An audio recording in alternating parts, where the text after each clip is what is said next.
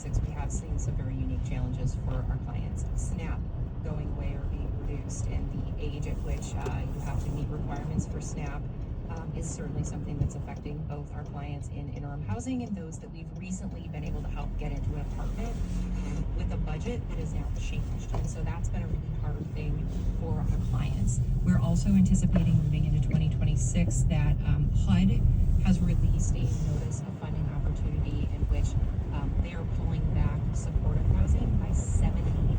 That's 70. And because of that, we're looking at what's going to happen to these families and also vulnerable seniors who are staying with us, all of whom have disabilities, and where they're going to be able to be housed, knowing that the model that they had anticipated being permanent for them is now going away, and they have to figure out a new plan that we'll be helping with, but we have to have a new plan for them so that they do not return to homelessness, or if they do return to homelessness, that they can survive and eventually move back into a home of their own. Another challenge that I would share is that in the last 5 years we've grown remarkably.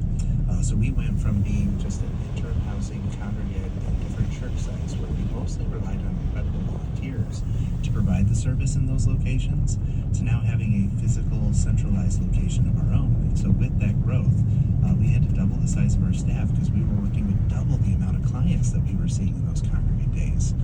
So being able to sustain that growth and making sure that we are on a path towards never having to turn the lights off at the interim housing center has been something we've been truly focused on. And as we continue to see the need to grow, we have been at capacity there since opening our doors in 2022. So we know that the need is not going away, that the numbers continue to climb, and we continue to seek out community partners and funders and supporters that believe in our work, see the outcomes that are taking place, and choose to support that work so we can make sure that no one is on the streets or without a place to call home. When you talk about that growth, I think that might surprise some folks. I mean, I've been doing stories on DuPage pads for 20 years, and like a recurring theme every time that there are these misconceptions. Has that changed? Has that gotten better? Or do people still not think homelessness exists in DuPage County? Homelessness most certainly exists, and I think that there are amazing, wonderful people out there. 이게 зас었으면 байна. Засасаад харин одоо өөрсдийнхөө драйвны засыг усахгүй бол нэлээд засарсан байна. Ороод дахиад зөндөө орох юм шиг байна.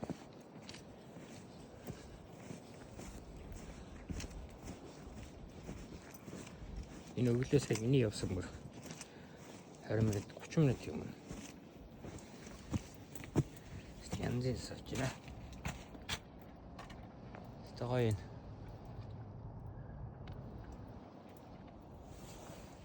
Энийг ч сараад.